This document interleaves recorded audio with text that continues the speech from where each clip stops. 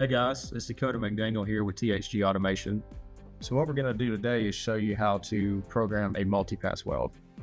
So I'll start by going over here under UR caps on the side here, and I'll click pass record. I'll name this. So for this example, I'm going to name this path 1. And then in the empty node here, I'm going to do a weld start. Now I'll program this just like I would any typical weld. So I'm gonna go up here to the UR tab, toggle on my LED light so I can see what I'm doing.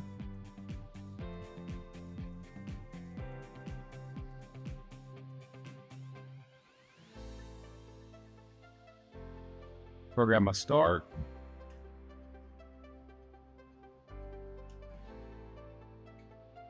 Weld move P.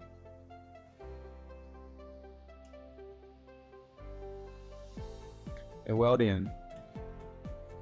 So now what we'll do is we'll make that weld, and I'll show you how to program pass 2.